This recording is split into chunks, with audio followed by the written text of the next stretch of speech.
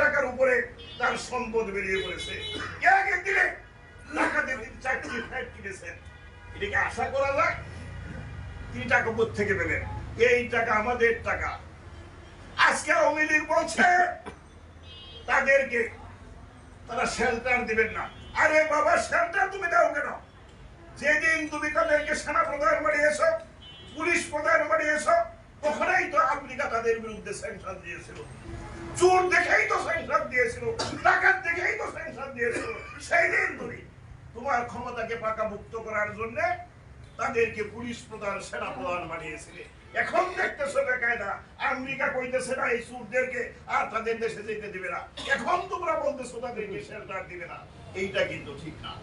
কাজে আমি যে কথাটি বলতে চাই, 1970-এর নির্বাচন হয়েছিল, বাঙালিরা ভোট দিয়েছিল।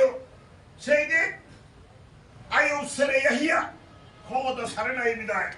সেই দিন কিন্তু সশস্ত্র সংগ্রাম আরম্ভ হয়েছিল, স্বাধীনতার সংগ্রাম। সেই দিন কিন্তু স্বাধীনতার ঘোষণা এই আওয়ামী লীগ দিতে পারে নাই। দিতে হয়েছিল আজকে তাদেরকে নাকি অখ্যাত করেন এই শহীদ জিয়াউর রহমানকে। সেই দিন কিন্তু স্বাধীনতা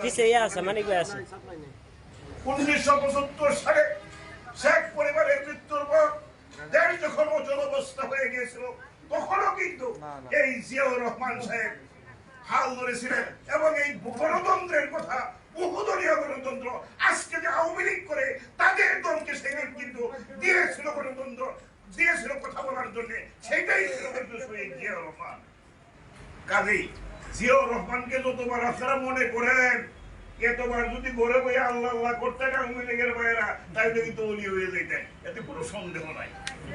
জিয়াউর রহমানকে, তারেক রহমানকে, খালেদা জিয়াকে যতবার আপনারা সারাদিনে স্মরণ করেন, ততবার যদি আল্লাহ আল্লাহ করতেন, বিশ্বাস করে আওয়ামী লীগের সবাই আওয়ামী হয়ে।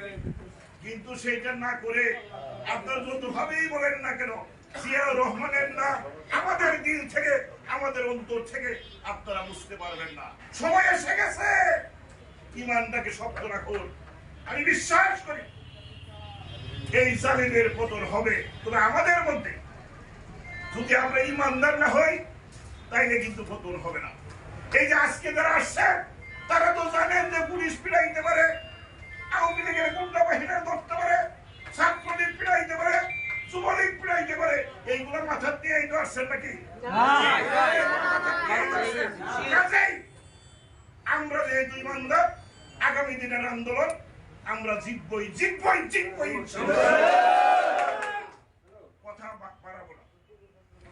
কথা বাড়াবো না, একটু হাঁটার শখ হয়েছে।